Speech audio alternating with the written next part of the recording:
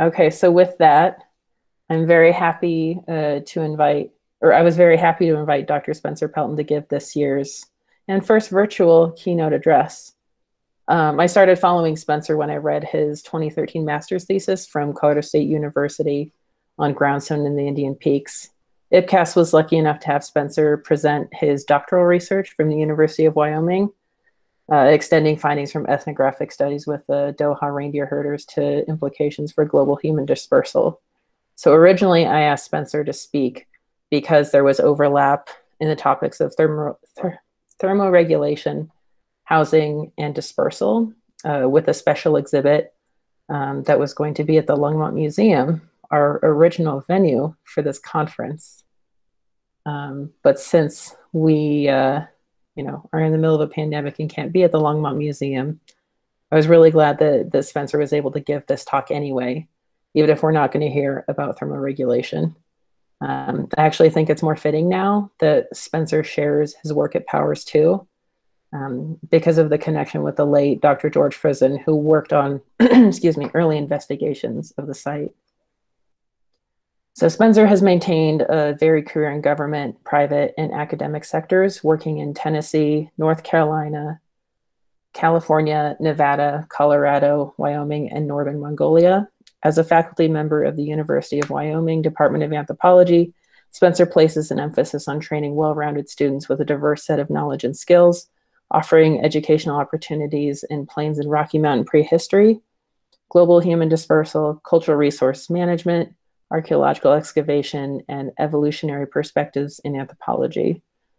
He became the Wyoming State Archaeologist in November 2019, and as the Wyoming State Archaeologist, Spencer focuses on publication notable of Wyoming archaeological sites and the dissemination of this knowledge to Wyoming's residents through public presentations, research monographs, and interactive outreach efforts. So I hope you will join me in welcoming, through, I guess, silent clapping, Dr. Spencer Pelton. Thanks so much for inviting me, Katie. I'm really happy to be speaking to the Colorado Archaeological Society. I got my master's down in Fort Collins, and was pretty active in both this and the CCPAs for the entire time I was down there. So it's really great to talk with you folks again. Let me pull off this trick of sharing my screen and I'll get started. I just want to add a few housekeeping items. If all participants could keep themselves muted and turn off their cameras, that'll help keep distractions down. Also, please put any comments, questions into the chat box. We'll have a Q&A session with Spencer after his presentation, and we'll read your questions off there. Also, if you have any technical difficulties, please put them in the chat box as well, and I'll do my best to help you out.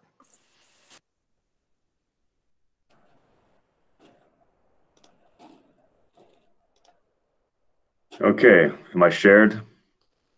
Looks good. All right. All right, this is a talk about the Powers II Site, located just about an hour and a half from where I'm sitting right now in Laramie, Wyoming, down in Platte County, in the historic mine town of Sunrise, an abandoned mine town. I wanted to start this presentation with this image, which is one of my favorite images I've taken of the site. What you're looking at here is a view from a ridge just south of the town of Sunrise, Wyoming.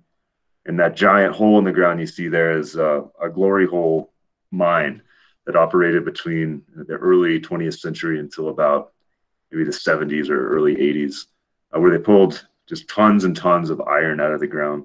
All that iron was shipped down to Colorado, down to Pueblo.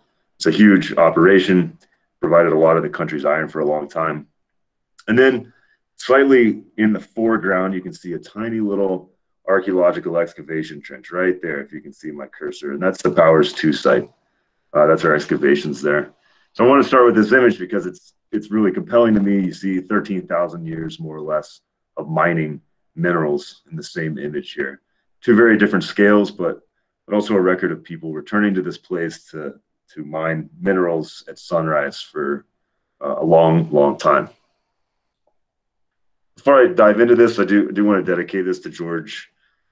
He passed away a few weeks ago, and was the one that really got things going on this site, both back in the 80s and then again in 2014 when he and George Siemens were able to return to the site to resume investigations. George had a big influence on me in my education at University of Wyoming and before that as well. It's a huge loss for the professional community and also just everyone that knew him as well. He's a really great guy. Also, while we're on this slide, that image in the top left of George and Danny Walker, Mark Miller, and Dennis Stanford. Dennis was also really heavily involved in this site early on. He was the one that really clued into it back in the 80s, and Danny Walker's worked on this as well. I think Mark as well participated in some of the excavations, so I wanted to include that image to acknowledge those guys. Some brief introduction. This site's located in, like I said, a historic mining town of Sunrise, Wyoming. Sunrise is down in Platte County near the town of Guernsey, kind of the nearest big town. You've probably heard of the Hell Gap site. The Hell Gap site is located really just about 5 miles as the crow flies from the Powers II site up towards the northeast. It's really just over the hill. So these are two of the more significant sites, Paleoindian sites in North America. They're in the same place, more or less. It's just a really rich area for Paleoindian archaeology down here. The Powers II site is significant for a lot of reasons, but perhaps the main reason is just because it's so rare. Site types of this sort are really rare. There's only 2 red ochre quarries we've identified so far in North America. There's an additional one down in Chile, and then maybe a handful in South Africa. And up until about 3 weeks ago, Powers II was the only red ochre quarry identified in North America, but about 3 or 4 weeks ago, somebody published on a now submerged ochre mine down in Yucatan. It's also a Paleoindian aged red ochre quarry that was above water during the late Pleistocene and since been submerged. So when I gave this talk, several months ago, I could boast that it was the only red ochre quarry in North America. Now it's one of 2, which ain't so bad either. This site was used for about 2,000 years between Clovis and Hell Gap times, so about 13,000 to 11,000 years ago. And not only is it significant for its age and its rarity, but it's also become a really good example of collaborative archaeological practice where professionals and avocationals, people from government and the private sector, private landowners, all these folks have come together and helped preserve this site so that it's there for research for a long time. So I organized this talk in 3 main parts. First is just basic site background and history of investigations. And then I'm going to summarize some of the major findings from my work there and talk a little bit about the historic preservation and public outreach efforts that we've been conducting at the site. So the site was discovered way back in around 1940. We don't exactly know the exact year, but it was around 1940, and it was discovered by a guy named Wayne Powers. Powers had a really interesting connection to the archaeological community. He actually volunteered on the Lindenmeyer site excavations with Frank Roberts back in the 1930s when he was a teenager. And him and his father were pretty avid artifact collectors in Northeast Colorado at that time, and clued into this excavation that was going on, and he threw in his hat and worked there for a couple seasons. While they were working there, Wayne Powers and his father clued Frank Roberts into a Folsom site that they had discovered at one point. Took Frank Roberts out there. He did some limited excavations and took those back to the Smithsonian. Those became known as the Powers site, the Powers Folsom site. So when Powers found another significant Paleoindian site and took it to the Smithsonian sometime later, they called it the Powers II Site, hence the name. Powers ended up at Sunrise because he got a job coaching wrestling at the YMCA in the iron mining town after he graduated high school. So he arrived in Sunrise around 1939, 1940, started coaching wrestling, and soon thereafter found this Paleoindian site right in the middle of town.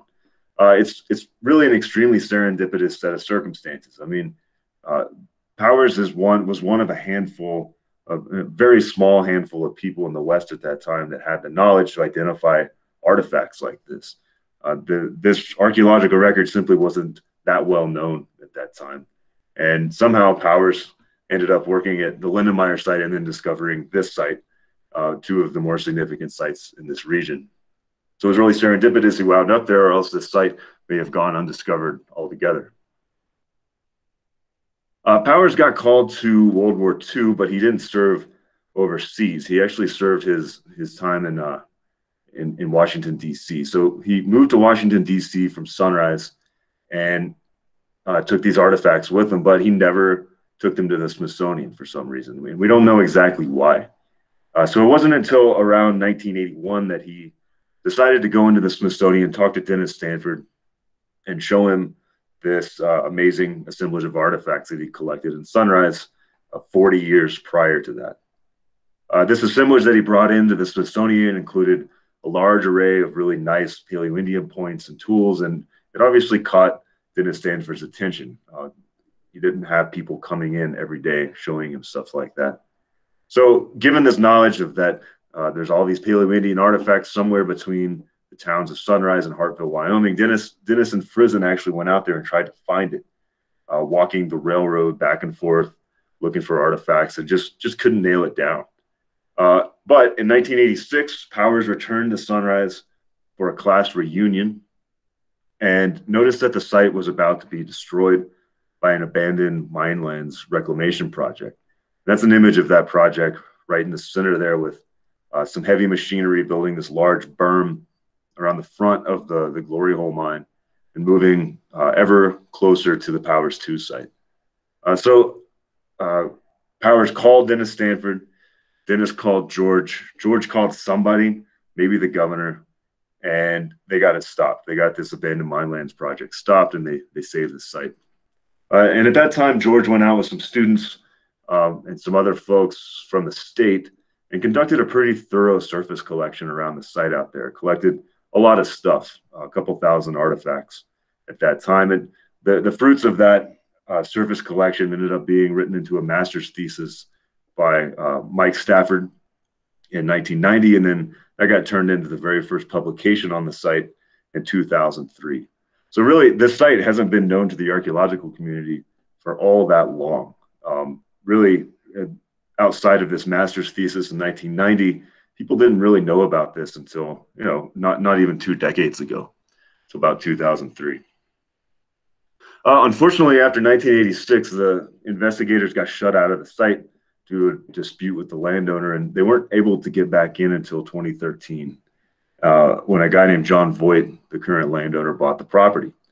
John's an extremely supportive landowner, very interested in the project, very interested in the history of Sunrise in general, and he's been an amazing person to work with. He's been completely supportive of efforts out there ever since. Between 2014 and 2017, George Frison and George Siemens spearheaded this effort to salvage all the artifacts they could that had eroded out of it down this slope in front of the site. All these artifacts were just kind of pouring out of intact deposits at the site and piling up in a big pile at the bottom of it.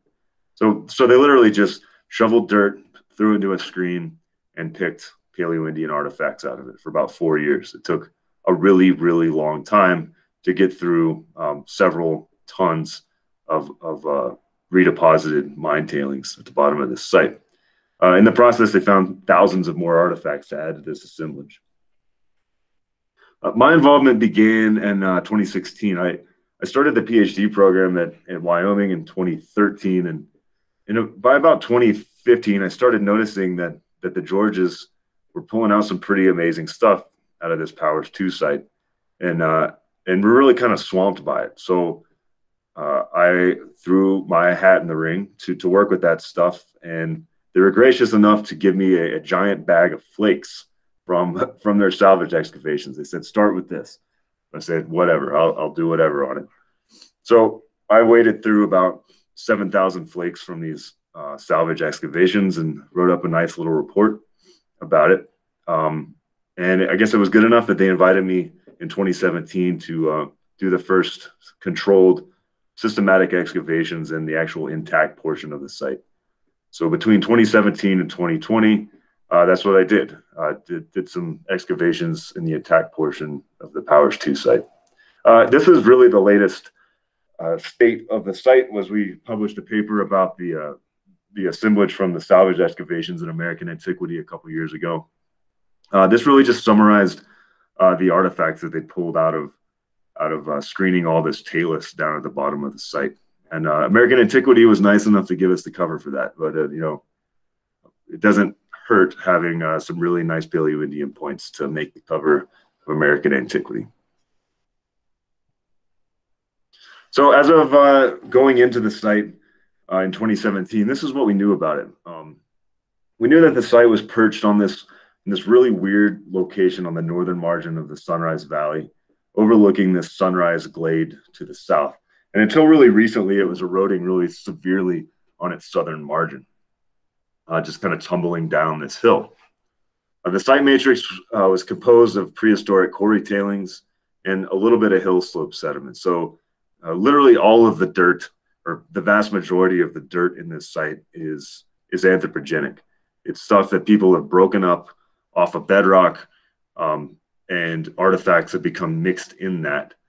And that's why it remains there still, because all this stuff is iron. So these artifacts are just situated within this plug of iron mine tailings that people created between 13,000 and 11,000 years ago. And in those quarry tailings, there are just thousands and thousands of Paleoindian artifacts, including points and bifaces, flake tools, debitage, bone tools, beads, other faunal remains. Really just any artifact that you could think of from a Paleoindian site is in this site and mixed up with these tailings. We knew all that from just the salvage excavations there. These artifacts span about the first 2,000 years of Wyoming prehistory based on the diagnostic artifacts, which included some Clovis, Goshen, Folsom, Midland, Agate Basin, and Hell Gap types, all from redeposited contexts as of 2017. When I went back and started doing excavations there in 2017, we had several basic goals to look at. First, we just wanted to document the site stratigraphy. All we knew about it was that it was a pile of anthropogenically created mine tailings, but we weren't exactly sure if any of that would be intact. You can imagine that the sediments in a quarry site where people are digging pits and piling up stuff, it might not be the best depositional context to find good data in. So we wanted to excavate some of the site and determine what the state of the site preservation was in. We also wanted to determine the nature of this weird ditch and low wall that we observed on the surface of the site when we started laying out our site grid. You can see that going up right through here. There's this kind of low spot in the landscape, and then there's this pile of rocks here exposed right in here. Going into the site, I was fully convinced that this was some sort of historic disturbance, that somebody had taken a big piece of excavation equipment or something and trenched through the site, prospecting for minerals. So really placing the trench where we did was meant to assess the damage that was done as a result of this historic disturbance. We also obviously wanted to recover some artifacts from an intact context, because all of them to this point had been from these eroded talus deposits. And because of that, I think the archaeological community really hasn't been able to grapple with how to talk about this site. How do you talk about a pile of really cool Paleoindian artifacts at the bottom of a hill?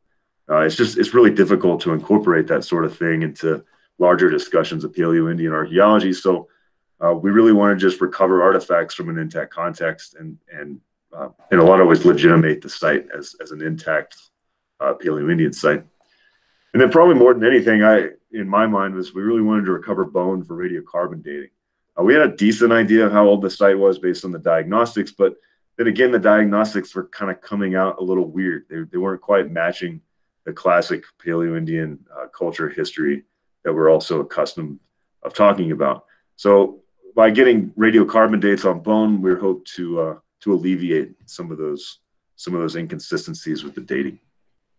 So to answer those questions, we excavated this 6x1 trench directly across that ditch and wall feature. We mapped every single rock we encountered greater than 10 centimeters. Remember, technically every single rock in this thing is an artifact because people made them.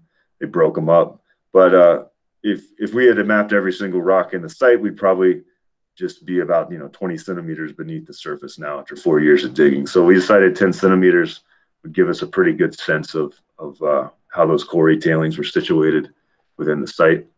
We also mapped all artifacts over 2 centimeters, and we used pretty standard archaeological practice, 1 by 1 meter units and 5 centimeter levels, and water screening all that 16th inch mesh to pick up all the really tiny little flakes and possibly some beads or bone needles, something like that.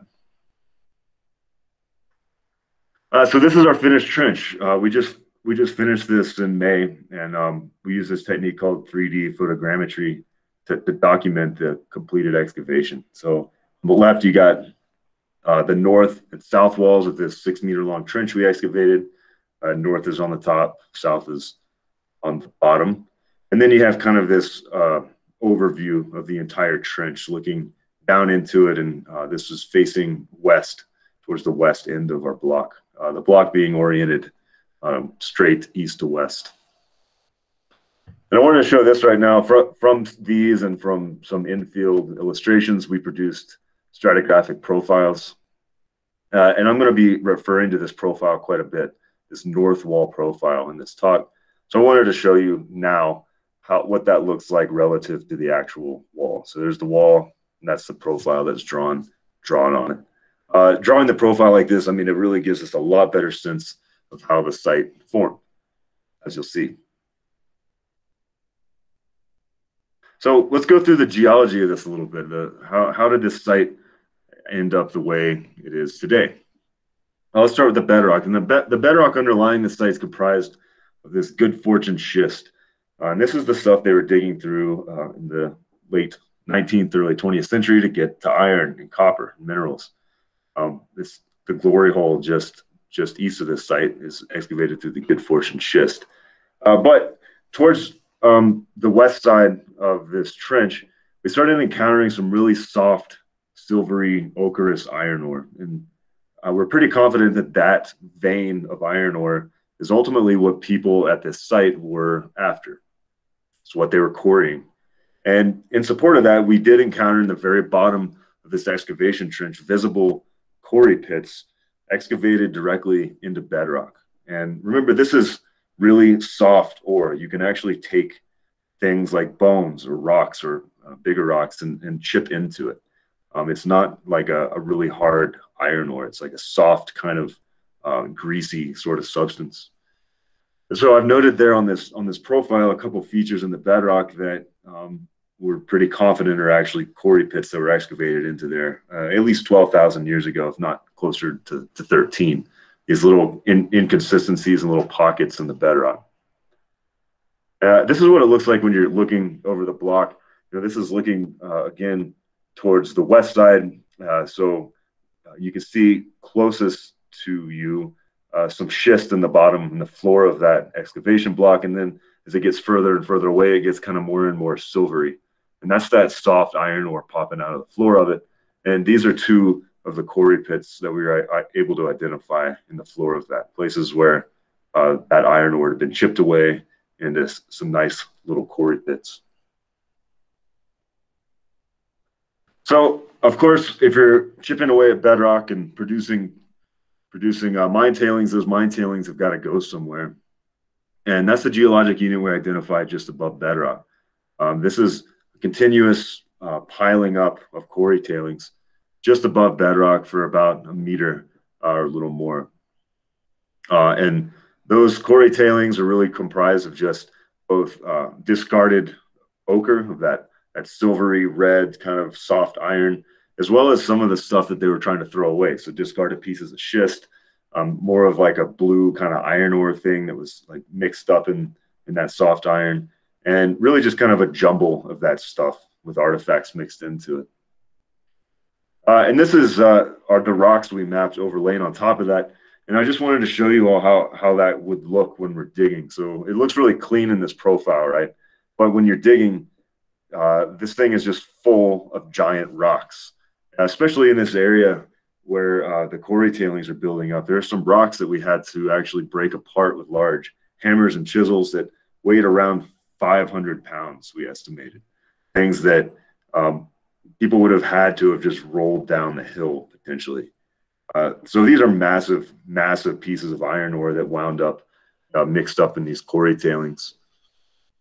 And I should note that this is the result of mapping, I don't know, 1,200, 1,400 rocks during excavation.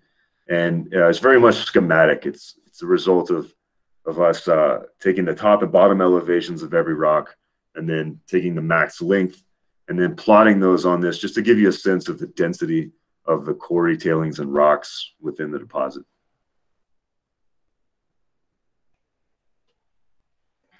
So within those, there's actually some quarry pit features excavated into those quarry tailings, some stuff from later quarry episodes.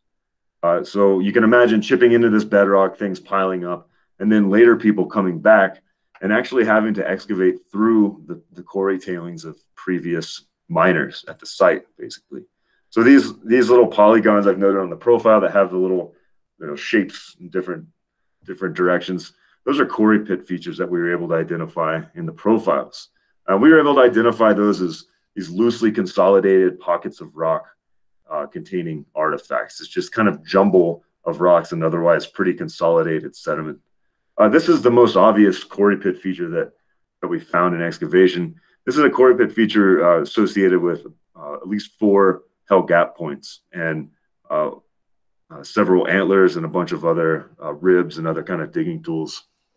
This is a view of it as we were excavating, and you can see in the wall, it really does appear to be this kind of jumbled mess of rock and bone, really loosely consolidated stuff. Where all around it, everything's very much compacted and kind of almost conglomerated. So this quarry pit was excavated through previous mine tailings produced by people in the early Paleoindian period.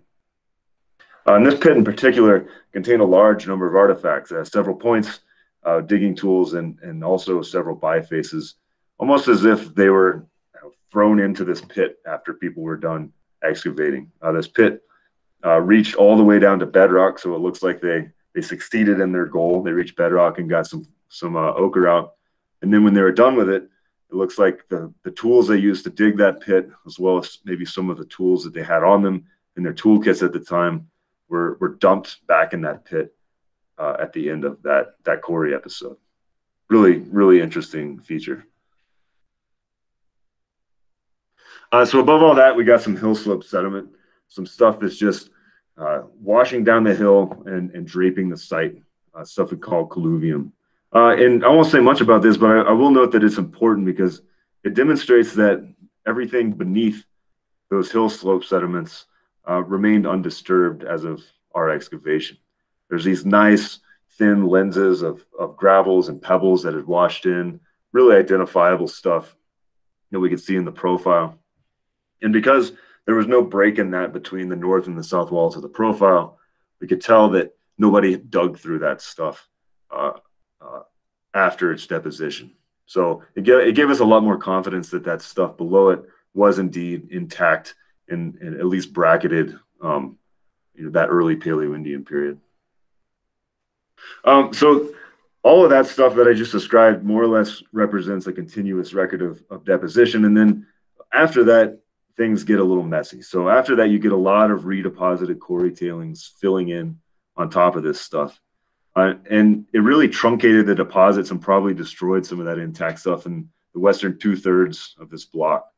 And I don't exactly know how this process worked of this redeposited tailings kind of truncating and filling in the site. But I kind of picture it as an unstable landscape when people stopped using it. People would have dug pits and had piles, and it would have been this really just kind of messy talus environment. And over time, that environment would just start settling out, and gravity would start doing what it does, moving rocks down slope and kind of filling in low spots. And I think that this unit here is what that represents. And then on top of that, we have a couple more episodes of disturbance. It looks like maybe a couple channels cut through the site and then filled in with some quarry tailings and some hill slope sediments. And and filled in the very top of the profile. So from all that, here's what I think about the site formation. We determined after all that ditch and wall that I talked about here, the ditch and the wall, that's actually a prehistoric quarry pit and an associated tailings pile that was created between about 13,000 and 11,000 years ago. That's a Paleoindian mine feature exposed on the surface in the middle of industrial mining facility. And that has been sitting there for around 11,000 years. And that was a really amazing realization to make about year 2, that this wasn't indeed a historic trench. This was a prehistoric trench. It had been excavated by hand with quarrying tools like bones and antlers. It's been sitting there for thousands of years. Pretty amazing. It looks to me like people that mined this site follow this nice seam of soft iron ore from the south upslope, and in the process deposit these tailings off to the side. And then sometime after that, folks dug through those tailings and created even more tailings, tossing them out. And that's the gist of how this site formed. The last part being that after that, stuff started moving down slope and filling in that quarry pit, redepositing artifacts in the process.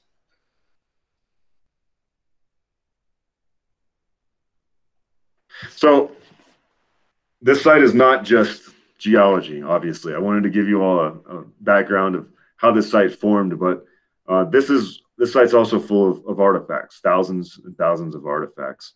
So I'm going to talk a little bit about those now, and I'm going to start with the thing that is obviously the most attention-catching, and that's the projectile point assemblage. There's just an enormous number of Paleoindian projectile points from this site, and they're all really cool. By my last count, we had about 160 of these things from the site, both from what Powers brought in the Smithsonian to what they found in the talus and the salvage excavations, and then stuff that we found in our excavations as well.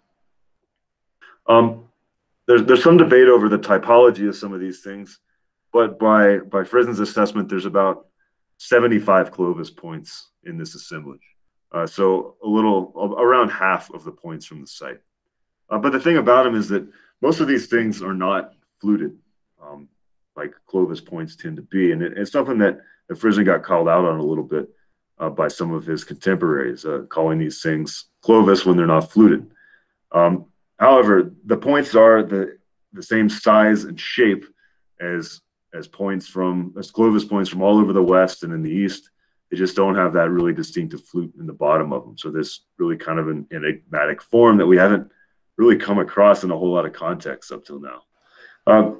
We made I guess, just basic comparison, I guess, to this stubby Clovis form that Wormington came up with way back in the day. This stubby Clovis is what she called stuff that she was finding in the ice-free corridor, really up in Alberta and Saskatchewan. These are really good examples of them here. These really short, kind of stubby points with a concave base, and typically not fluted or maybe just kind of basally thinned. And the other really interesting thing about these is almost all of them exhibit some sort of impact fracture, having been used in a hunt. So they have things like large flakes taken off the tips. They'll have kind of a bend fracture at the haft, and just something that indicates that the point actually was used to hunt and recovered from that hunt and then deposited in the site after that. But there's not just Clovis points there. It's only about half the assemblage by our counts. There's around 27 additional non-Clovis early Paleoindian points. By that I mean these Goshen, Folsom, Midland types of things. You can see some of those down here: Goshen, Folsom, some Midland. And then there's around 40 stemmed Middle Paleoindian points, Agate Basin, Hell Gap, and one possible Alberta point. And that's these things down here. These are examples of those. I think one of the more interesting things about this actually is that there's no late Paleoindian points in this assemblage. So there's a really conspicuous absence of things from the Cody complex, for instance, and certainly nothing that looks like Jimmy Allen or other late Paleoindian complexes that existed in Wyoming at that time. It looks like use of this site basically just stopped at the stem point complexes, and then the site just sat there for around 11,000 years. The thing that I was most excited about completing these excavations was seeing how these diagnostic projectile points mapped onto the stratigraphy that we determined. And it's a little weird. I'll be honest. The earliest points from the site, the things you'll see on the right side, the things from these intact deposits here, are really just these kind of small, oftentimes square-based or kind of like minimally concave-based points. You might call them a midland point if you found them in an open context. But if I found this thing up in the top right, just in a field somewhere, I would call it a late prehistoric triangular point. But it's from a context that dates over 12,000 years old. There was this really nice big point here. It looks like a Clovis point to me, but it's not fluted. I think if this was found south of I don't have a word for this, but whatever the Mason-Dixon line would be between the northern and southern plains, this would be called a plain view point down if you're in the southern plains. Really classic thin ground, minimally basally thinned, just a really nice piece of weaponry. And I'm proud to say this is the one day I dug at the site that I found this in my excavation unit. So I was pretty pleased about that. And yeah, called it a day on that and didn't excavate there anymore. The other cool thing is that these quarry pits that I noted earlier, these things are full of hell gap points. So all these stem points here were found between these two quarry pits in the west side of the excavation block. So these are undoubtedly hell gap features, and the chronology matches up really, really nicely. You have your early kind of stem, lanceolate, concave-based kind of stuff in these earliest deposits here, and then you got the stem point stuff having been excavated through that at a later time and deposited in these quarry pits. But it matches really nicely in kind of a broad sense about how we understand Paleoindian projectile point chronology in the plains. Stuff above that I haven't noted are this is kind of a mix of things. There's an unambiguous Clovis point in this stuff, fluted, beautiful Clovis point. There's an agate basin point. There's a midland point. There's several hell gap points. It's just kind of a mix of stuff which reaffirms that this stuff here is indeed some redeposited quarry tailings that really doesn't have much stratigraphic integrity other than the fact that it's Paleoindian in age, all of it. But it's not just the points. And in a lot of ways, the points have distracted from what is a really awesome lithic assemblage with some really interesting tools in it that are really a lot more indicative of some of the behaviors that are happening at this site. We've got around 260 other stone tools, and of those, about 100 of those are non-projectile point bifaces. And almost all of these things are probably preforms for projectile points. This figure here shows some of the variation in those bifaces from really early stage chunky kind of things here to preforms that are more or less done. You got to put a few thinning flakes across this, maybe grind the base, and it's a completed point. From that biface assemblage, it really looks to me like people were making projectile points on this site, or at least making final stage preforms that could be easily turned into projectile points. There's also around 160 other stone tools of really every morphological variety you can think of from a Paleoindian site, with spoke shaves, engravers, and inscrapers, a bunch of unifacial knives in a whole different shapes. But of those, spoke shaves or things with concave, unifacially retouched margins seem especially prevalent in this assemblage. Almost every little flake tool you pick up has at least one little spoke shave on it. Some of them are really wide, like this down here, or this huge chunky one. This is a huge retouched spoke shave margin. But then a lot of the flake tools are just these tiny little margins. They have these little tiny concave margins on them. My strong suspicion, and I'll talk about this a little more later, my strong suspicion is that these things are being used to make the non-perishable aspects of a weaponry toolkit. So things like spear shafts or foreshafts. tasks that require like really minute little wood carving tasks. I think that these spoke shaves would work really well for those sorts of things. We've also gotten a whole lot of evidence for flint napping. We've gotten over 10,000 flakes from this site. The flakes really broadly are a combination of biface thinning flakes and more or less formal blades, stuff that's been derived from formal blade technology. The biface thinning flakes support this interpretation of there being a whole lot of preform production at the site. They're all really nice, thin biface thinning flakes, but they also range in kind of their reduction stage from kind of chunky primary reduction stuff down to really nice like overshot flakes, or at least partial overshot flakes. And it's not just the flakes, but we also got direct evidence of flint napping at the site with several hammerstones, really nice, obvious pecking on some of these things. And then this really cool abrador artifact here with these deep grooves in it. Something that you might use to prepare platforms for flint napping or grind the sides of a finished projectile point. A lot of this flint napping that I'm talking about occurred in the earliest stages of the site's use in that intact earliest stratigraphy. You can see here a back plot of those flakes that we recovered from the excavations. Those flakes are super dense in this stuff over here, and then where these strata are truncated by this redeposited quarry tailings, they pretty much just stop. There's obviously flakes stacked in here, little pockets of stuff. But we're pretty confident these were redeposited, whereas this over here is just people sitting at the margin of this quarry and knocking rocks, just sitting there flint napping, making preforms and other sorts of stone tools. One really unanticipated discovery from our excavations is the richness of the faunal assemblage we found. We found bone, or they found bone in the salvage excavations, but it was all in extremely bad shape. It was broken up, barely hanging on. But that might be what you'd expect from stuff recovered from a talus slope, right? Especially bone that's 12 to 13,000 years old.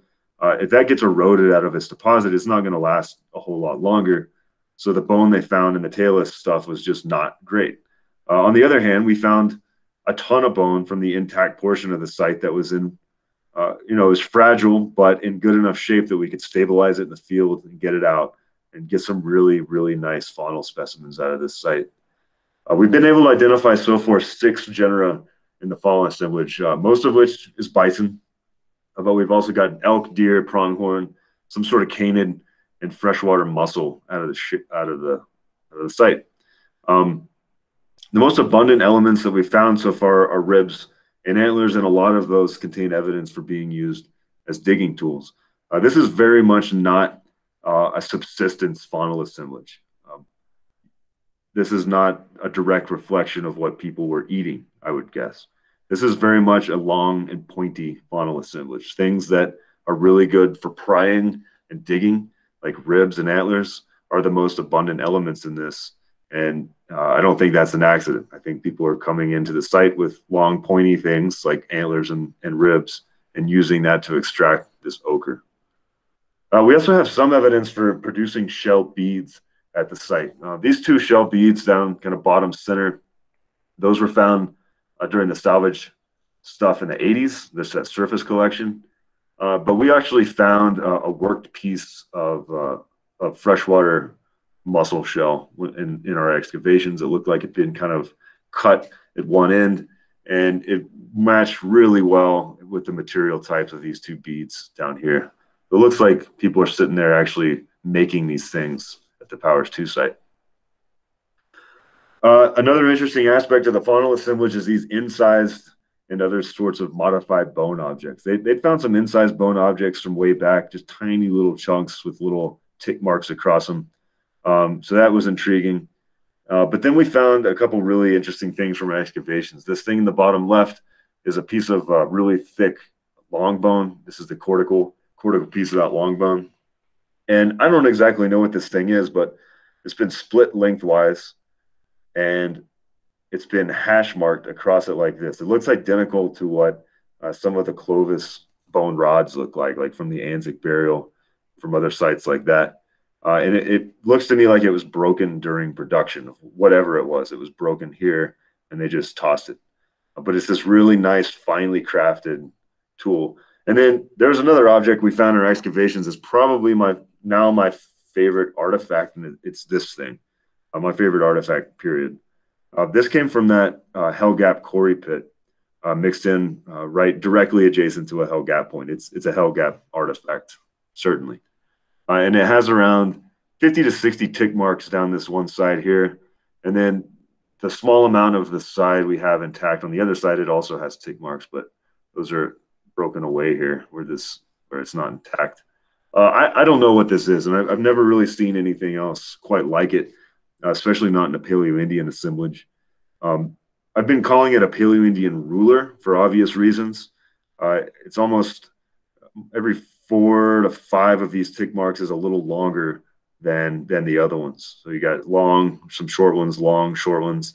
And then you have an interesting feature here of kind of increasing length here. I don't know what this is. One of the more intriguing hypotheses I've heard actually came from my mom. Got to give her credit for it. She kind of related it to maybe a physical accompaniment to an orally dictated map.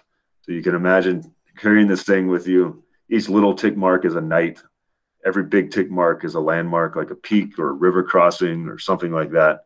And by using something like this, you could navigate across a vast landscape with like playing this orally dictated map in your head the whole time.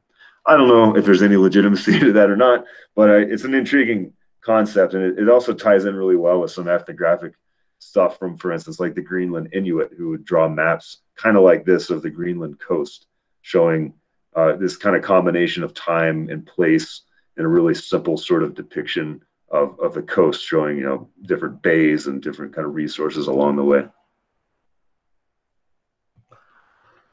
The Faunal Assemblage, again, really supports our interpretation of the site formation because the bone is just not that common in the uppermost portions of this profile up in this region. There is some, you can see it's floating around, but it's in really, really bad shape. It's heavily degraded. It's just kind of like little fragments of it here and there. On the other hand, as soon as you get down into this intact stuff, the fauna just becomes extremely well preserved and extremely abundant. So it gave us a lot of confidence that this interpretation of this lower intact horizon is really a real thing.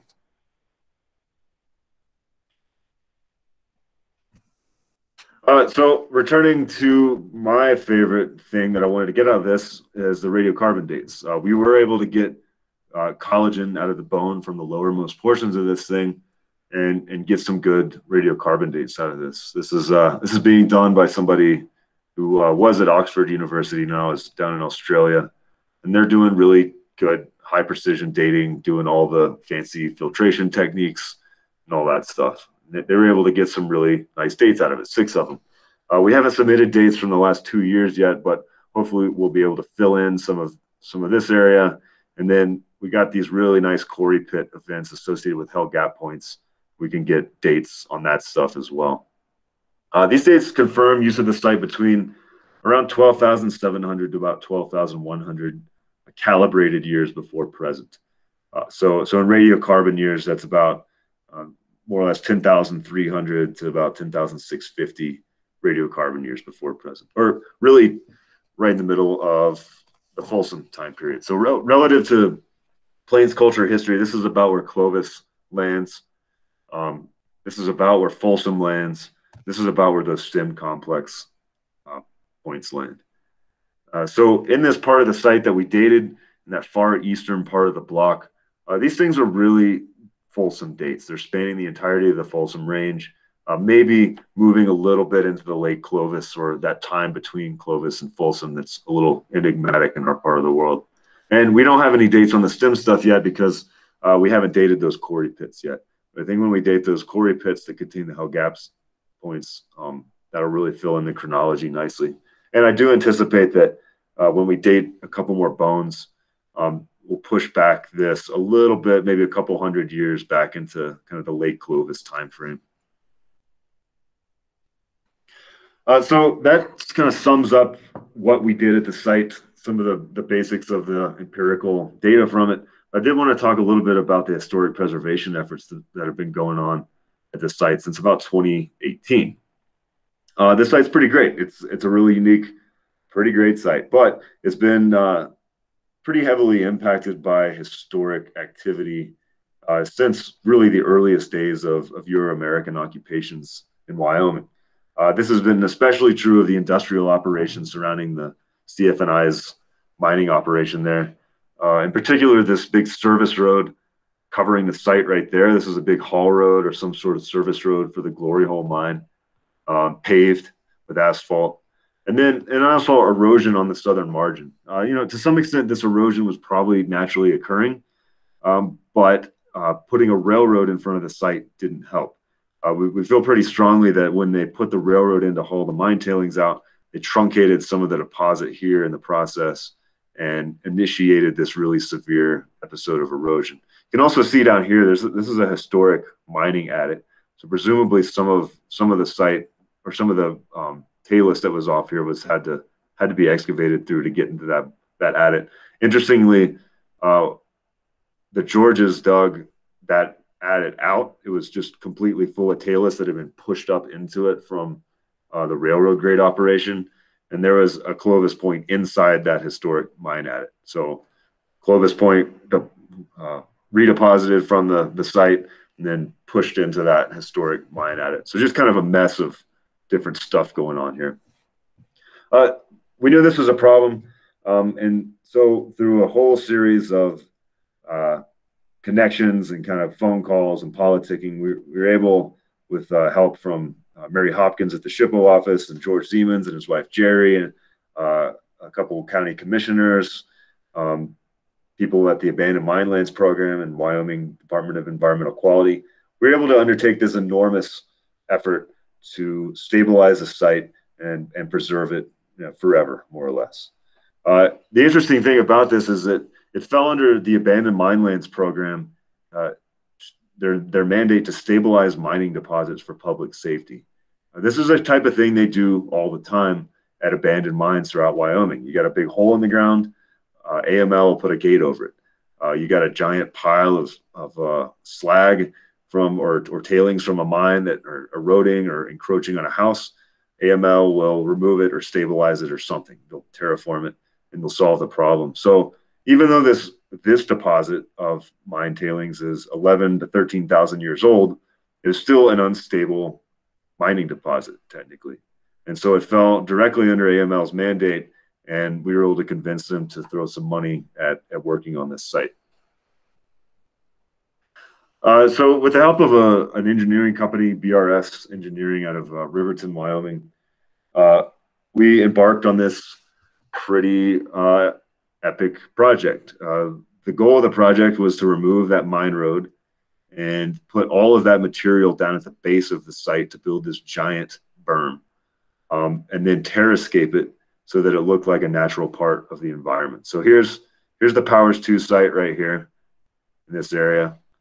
And all this green stuff is area that was going to be in the footprint of the project. So removal of the road from here, carrying that stuff down to the bottom and then piling up this giant pile of dirt against that eroding southern margin of the site. And then at the end of it, cutting these channels through it, seeding it with native vegetation, and then basically returning it to a naturalistic sort of setting at the site. So that's what it ended up looking like right after they finished. This was completed in November 2019.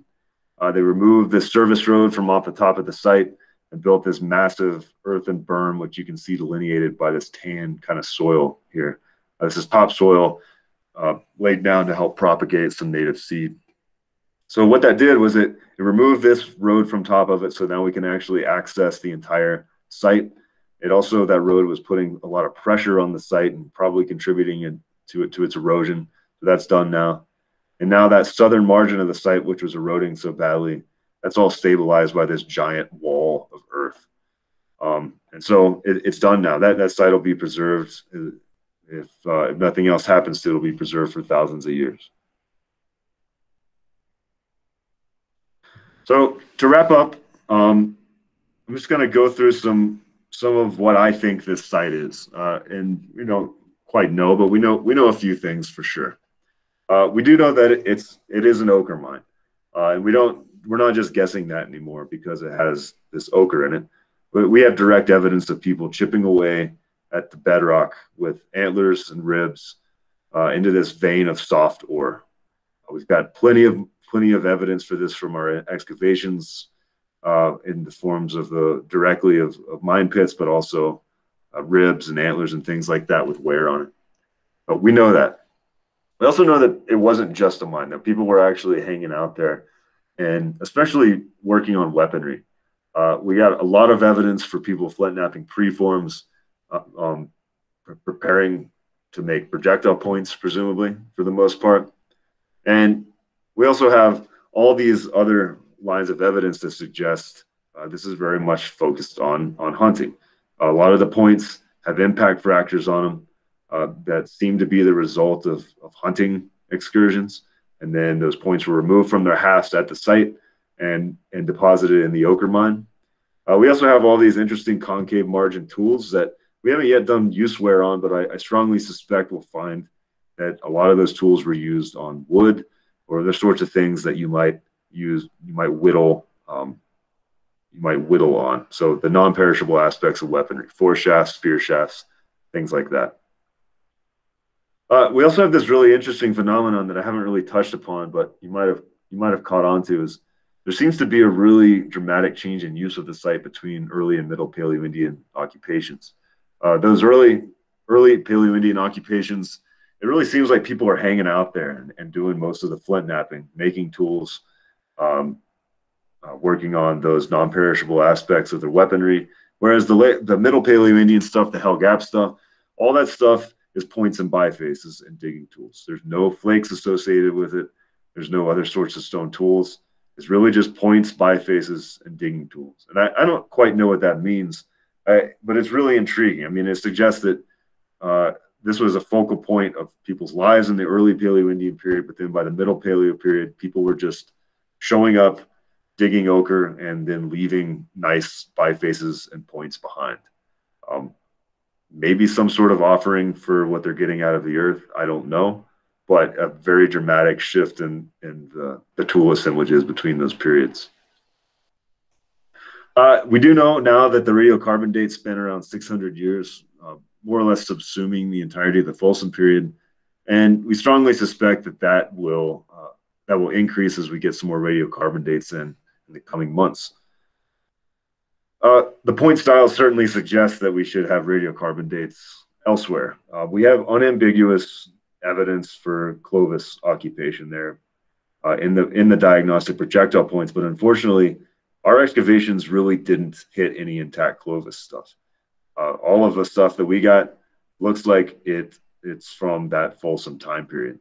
But it's kind of hard to argue with stuff like this. Although this point was from our excavations, but it was from that redeposited quarry tailing stratigraphic unit. So we really can't assign it a date. It's out of context. But you can't argue with the typology on something like this with a giant flute, just a beautiful point.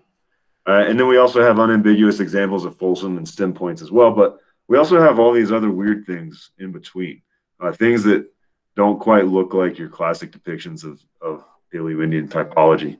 I think that there's a book that came out recently about the Plainview typology, and Plainview's always been, well, the book is literally called The Enigmatic Artifact of the Plains or something like that. And, it is, and it subsumes a lot of variation. And I think a lot of that variation is present at the Powers II site. Things like this weird little triangular point and these sorts of things. We don't quite know where those fit into the picture here yet, but hopefully it'll be cleared up at some point.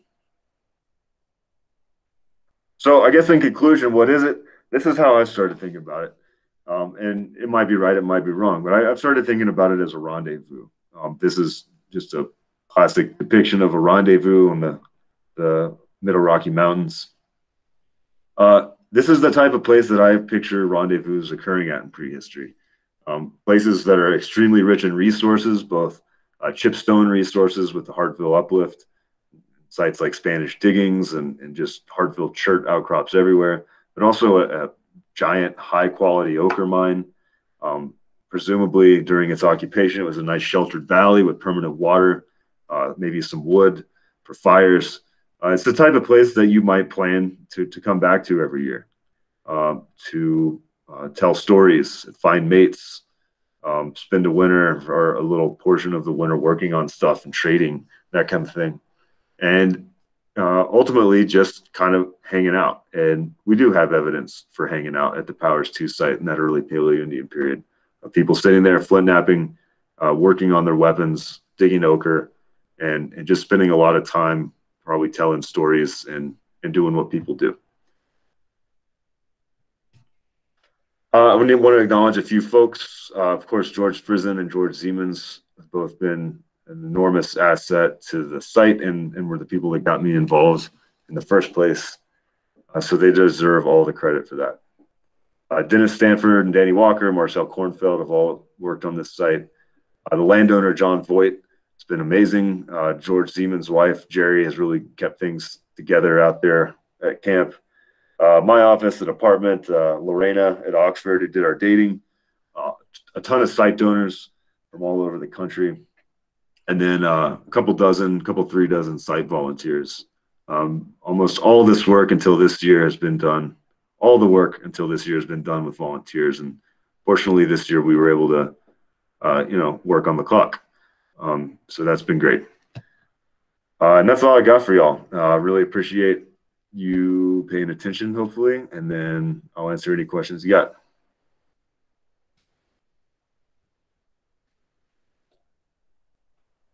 That's great. Thanks, Spencer. If anybody has questions, please put them in the chat. Otherwise, I'm just going to fill it up with questions. All right, first, I see a question here. How did you collect the imagery for photogrammetry? Standing, drone? Standing. We got, there's a guy at UW just started last year named Charles Koenig, who's kind of a whiz at doing 3D photogrammetry. And he was kind enough to come out and do that for us and process those data. So he did that, and it was basically just taking a ton of several thousand photos and stitching it together in a computer program. Teresa Whedon says, it looks like there's a wide variety of lithic materials. Were they all local? Almost all local, yeah. There's the hard-filled chert, pretty classic raw material source in that region. That kind of orange butterscotch with black manganese dendrites in it. There's also quartzite just right on the site. There's boulders of this gray quartzite right there. There's also a source of chert in the valley floor that the Georges were really interested in. They've been calling it John Voigt chert after the landowner, but it looks like it's some sort of geothermal source. And we haven't quite got a handle on the variation in it, but in my flake analysis I did for them, I think maybe 15% of it was from that stuff. So not a huge amount, but some. Non-local stuff includes some amount of Knife River flint. That's probably the most common non-local raw material there. There's also some porcelainite from the Powder River Basin, so around like Gillette, Wyoming, that area. Maybe some stuff down from Colorado, some like flat top chalcedony, but it's not certain. And that's about it. Most of the raw material is pretty slam dunk local stuff. And the raw material that isn't local seems to have a pretty strong connection to the northern plains rather than the southern plains.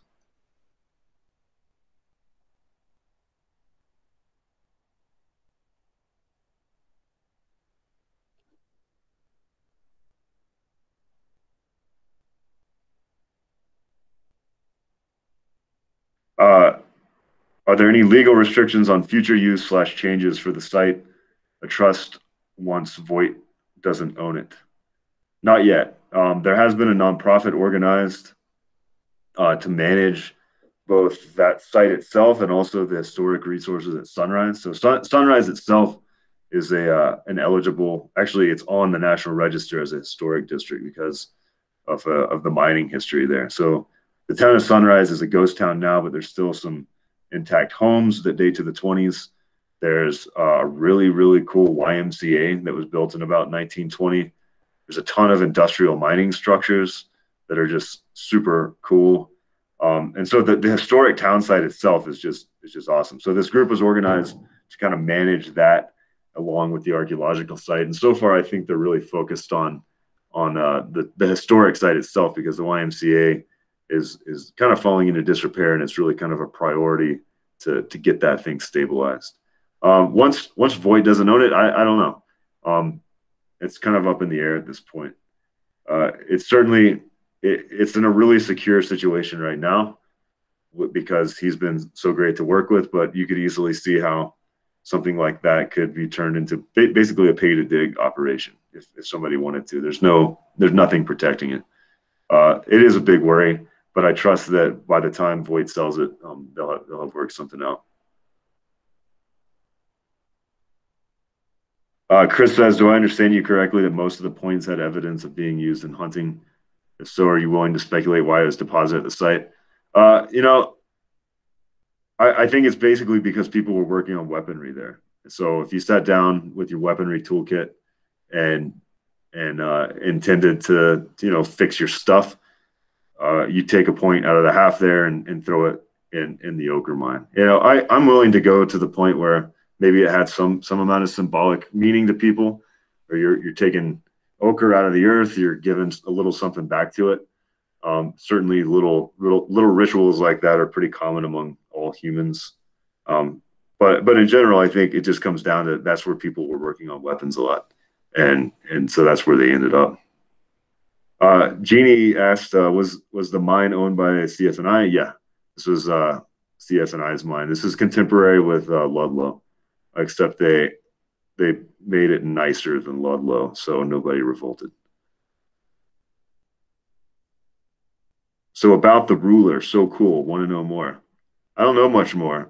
That's about all I got. It looks like it's on a rib. It's either a rib or a spinous process, a really large spinous process. That's all I got. But we will be publishing on that soon. Any thoughts on the anatomy and species of the flattened bone rod? Were there other theories on what it was used for? No other theories. Don't know. I'm going to presume that it was a bison antiquus long bone that it was made out of, because the vast majority of the identifiable fauna from the site is bison antiquus. We don't have any evidence for extinct fauna at the Powers II site at this point, and I don't think we will find any. So that's all I got. The long bones that we've gotten out of the site that have been used for like digging tools, there's actually some long bones that have been kind of like split and used as kind of chisels. Those have all been bison antiquus bones, so I suspect that pattern would hold for most of the fauna. Catherine asked, how is the raw ore processed into paint? Yeah, it's a good question. You can actually just use the ore itself as paint. You can certainly go a few steps further. Say if you want to like paint the wall of something, you could add some fat and some water and go through that process of making actual paint. But you can actually take this stuff. It's really greasy and it has a ton of just like fine-grained coating on it from presumably some sort of clays or maybe micas within the schist bedrock. And you can take the stuff and just smear it on your face and it's done. Once you get down to that really high quality silver ore, you really don't have to process it all. And I think that might be part of the reason why it was such a valued thing and why people went to such pains to get it. Teresa asked, was Sunrise a company town? Yeah, it was. CF&I ran it. What's the name of the nonprofit working on it? It's called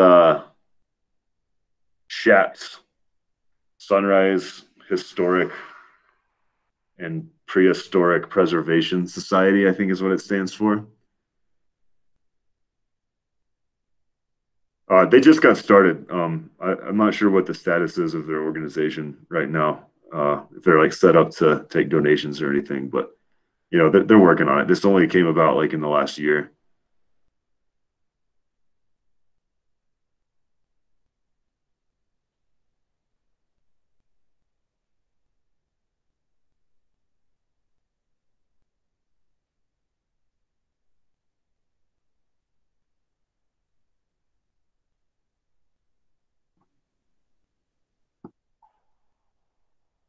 Lynn asked if I had any plans for future excavations. No, I think I'm done with it. I really went in with some very specific research goals, um, and I achieved them.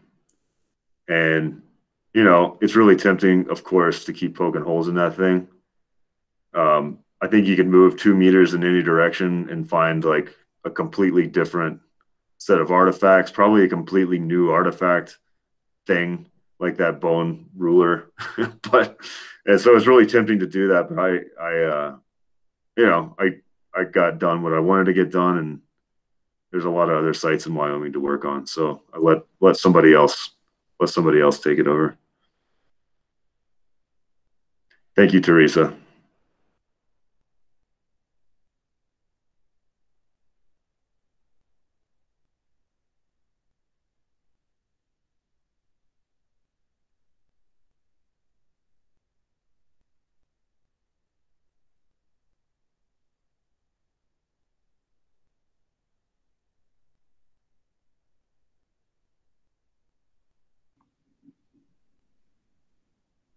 Are there any more questions or comments folks want to share? Just a big thank you. Agreed. Yeah, this was really fun. Thank you, Spencer. I'm really glad you all. Good questions.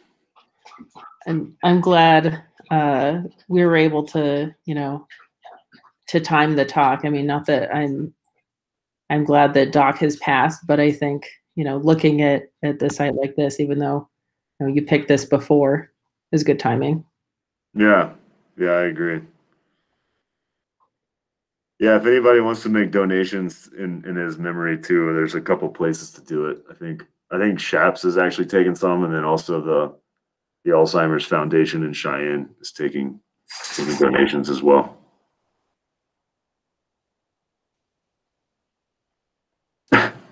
Becca.